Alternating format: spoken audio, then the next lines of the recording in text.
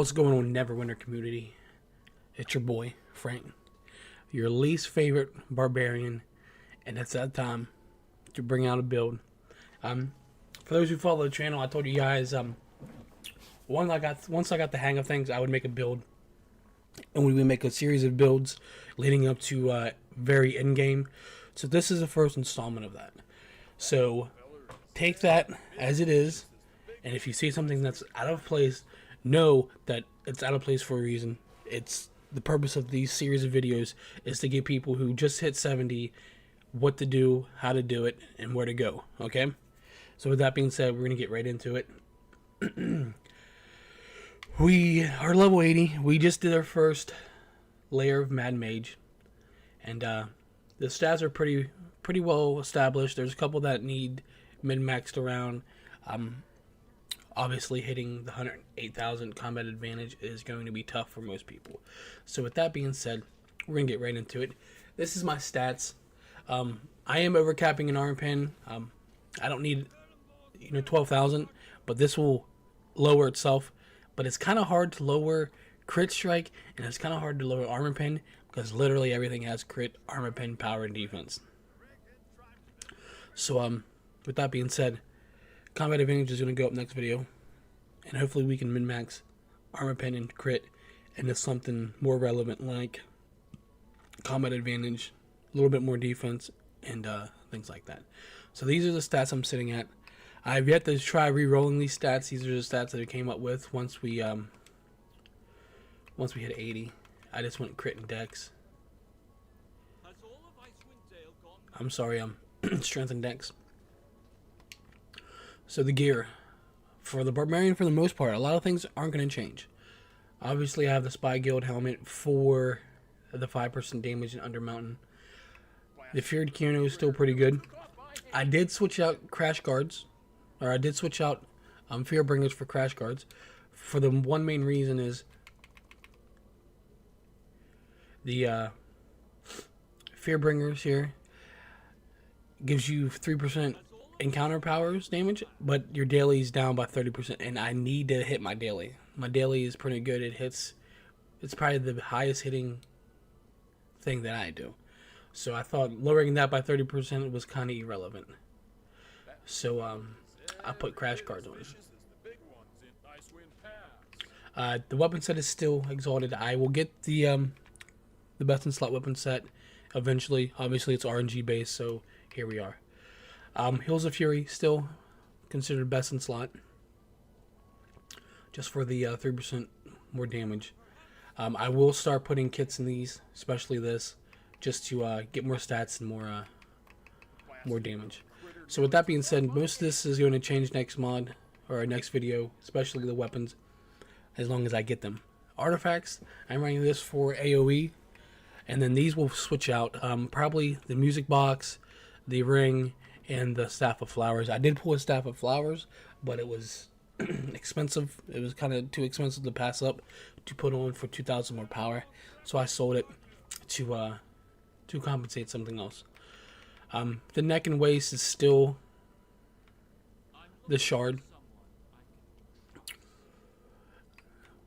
Best in slot is still Shadowstalker 4 and 5, but I've yet to get a 5, so I went with the Assault Ring of Spies Guild. It gives me 79 armor pen, 34 accuracy, and your daily powers do 3%. Pretty good. Everything that you see here, offense is radiant, defense is radiant, utilities is black ice. I'm sorry, not black ice, darks, with the exception of one quartermaster. I can switch out the dark that I have on a piece of armor and put into to this next utility. But with that being said, radiance, offense, defense, dark utility. For the armor enchant, we are running a bark shield whenever I buy one, and then the weapon enchant, we're running the Whirlpool. The Whirlpool is considered best in slot, so is the blood or the bark shield. For AoE and dailies, probably the blood theft, so you can survive longer. So with that being said, that's the equipment, the artifacts, the weapons, and all that good stuff. I don't have this yet because I have it on the auction house. I posted this morning. Hopefully it would sell. This will be a bark shield. That being said, powers, feats. I run relentless speed. I run indomitable rage, so increase the magnitude of indomitable battle strike. I run it over blood spiller because I like indomitable better. Over penetration. Whenever your armor pen exceeds the enemy's defense, your damage is increased by 2 for every 500 armor pen. So those who don't know, you need to hit 68,000 for under mountain. So you need another 2,500. So you're talking 71,000. You need to be sitting at for this to go off, because it exceeds. It can't exceed 10%. So 2,500 is the matching number for this. Steel slam, which is kind of irrelevant. Both these here are kind of irrelevant for what I need. And then relentless battle rage. You build twice as much rage, which is pretty good. I like it. It is better than the escalating rage, in my opinion. With the class features, I'm running Templar's Fallen just because we run not so fast, and Steel Blitz. I thought about taking Steel Blitz off and putting in, trying some of these out. The Barb strikes, your crit severity strikes 25% more. Increase the damage your attacks deal by a maximum of 5%. And generate an escalating amount of rage. This is kind of irrelevant now that I'm running Roar. Because with one good Roar, your rage is up halfway, just about. So you really don't need to run this. I mean, you can if you would like, but I'll probably try out one of these, probably Raging Strikes, with the exception of Steel Blitz. My dailies is Savage Advance and Crescendo. I mostly use this. This is pretty good. I thought about taking Crescendo off since this is pretty much a single target to put on Spinny Strike, just so I can get this here. Right here. When you use Spinning Strike, Battle Rage activates automatically in duration of battle. So that's what I thought. For the most part, I'm running not so fast Indomitable Battle Strike and Roar. The more people you hit with Roar, the higher it builds up. There's times where you run up to a mob, you roar, and you have 60-70% of your rage bar, which is pretty good. So in this here, being that it cools down once in a while because of the feat, it's not bad. It's not bad. Sometimes you get 2 of these right off the get-go, bang bang. It will be highlighted, the box where your encounter set, it will be highlighted for you, let you know that you have one available. And then I run Short Strike and the off-brand Weapon Master Strike called Relentless Slash. That is pretty much it. Everything is self-explanatory. When I'm single target, I switch this for Bloodletter. Deal damage to your target. Mitigation or magnitude is 400. Absorbs damage. It's pretty good. It's this magnitude is kind of so I run this. So boons here. We'll start with the top because this is very. I went with Blood Rage. Some people are going with or Deadly Rage. Some people went with Bloodlust. Chance counters do the following: decrease target's awareness by 500 per rank, 10 per seconds. Deal additional attack equal to 100% of your weapon damage plus 10% per rank. Increase action points gained by 0.5 per rank for 10 seconds. I don't like this. I don't like this, to be honest with you. Everything else is kind of irrelevant. If you want to try this, go ahead. I don't see the need for it, with the exception of rank 2, but you can only choose one. With tier 5, I went with criticism here. Your crit severity is 1%, and then I went with the increased recovery speed so we can have more cooldowns. If needed, you can go with the action points here. I'd probably take this recovery speed off for this. We don't know how severe this 4% is. So that's something you can try. I'm going with the cooldowns. Obviously, I'm going power for everything from tier 4 below, and then hit points for tier 4. Some of these are kind of irrelevant. I can go accuracy, but I felt like the stats were needed somewhere else. For tier 3, I went with the power, the combat advantage. Obviously, this is a must. Combat advantage is a must. Like I said before in the beginning of the video, it's going to be hard for people to hit 108,000. So combat advantage anywhere you can get it is needed. Hit points, and then I went with the companion influence 2% per rank. This might be switched out come later, but right now I felt the 10% companion influence was needed. Again with the power, again I could probably min-max this now, take this off. I'm getting a lot of armor pen from this. You're talking 1250. I could take this off and put it somewhere else. Maybe maybe some awareness, because my awareness is now maybe some damage to a certain enemy. Defense rating, kinda. I came to the point where I was getting hurt a lot. I was getting one shot, so I figured the extra defense could help, being that I didn't hit the cap yet. Obviously, maximum hit points, and then the speed. Then the bottom, again, power, hit points. For the most part, you should be going most power here. You should go 5 out of 5 on all 4 tiers here, no matter what. And then the hit points is kind of needed. And then most of the stuff you can min-max. So you could substitute out as you start hitting caps. If you're over capping, start min-maxing the armor pen. Put it somewhere else, maybe more speed, maybe more damage towards undead, maybe more damage towards, cultists, maybe more damage against dinosaurs, whatever you want to do. Maybe more accuracy. But this is completely up to you, basically, once you hit your caps. Okay? For those who don't know, the caps, armor pen, let me pull up. Armor pen, crit strike, accuracy 68%, the defense is a 68%, and the combat advantage is 108. That's the caps for pretty much everything. Obviously the crit strike is capped at 50%, but 68 is the magic number. So offense 68, defense is 68, and combat advantage is 108. With the companions, we went with the bonding 15s. This is the first thing I got up. And then with the event going on, I got up all my empowereds to 14s. This is kind of needed. Kind of the same premise. You get your character, work on your companions. Getting your companions set is the most viable way to get your DPS and your stats. So as of right now, before someone judges me, I didn't know about the Pearl Ring, so I don't have the Pearl Ring. I actually deleted the Bladed Belt because at the time I didn't see the relevance, but now I do. So with that being said, I'm running the Choke Chain, which is kind of best in slot. The Bold Ring of Companion 4, and the Holy Icon. This will probably get switched out with something else because I don't need the crit. And same with this. So one of these is probably going to get switched out in the near future for the next video because I don't need crit. But again, depends on what kind of armor, depends on the weapon set and how much stats I'm getting, and depends on the artifacts and how I need to min-max. So for the build, for where it sits now, this is what I have. Again, these two here will be switched out for something more relevant.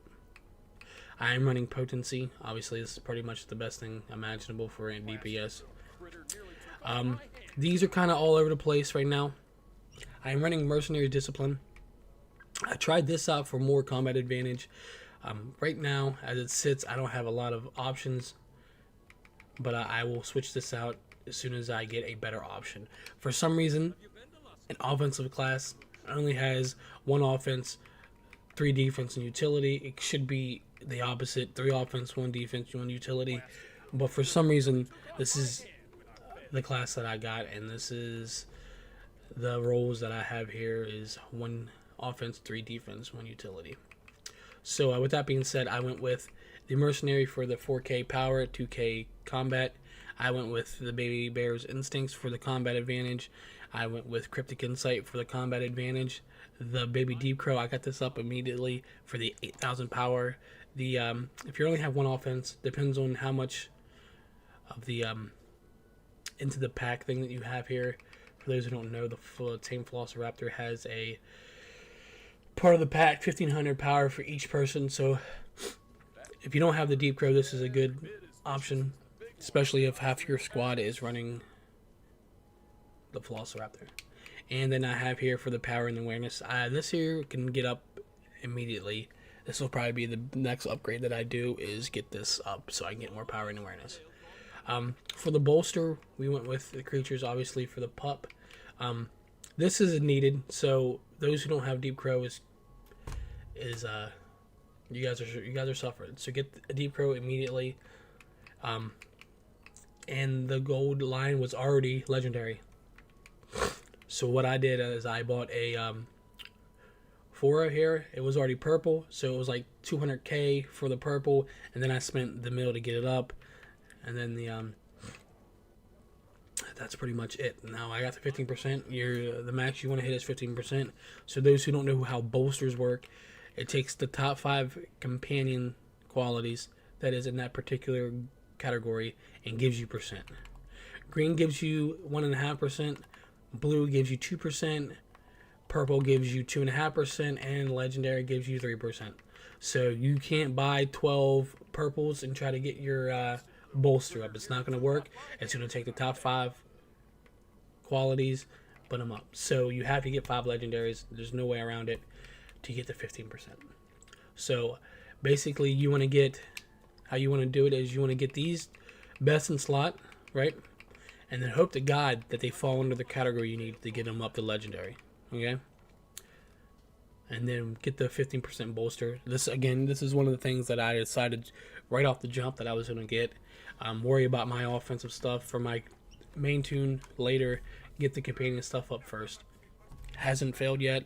I see a big difference between damage now and damage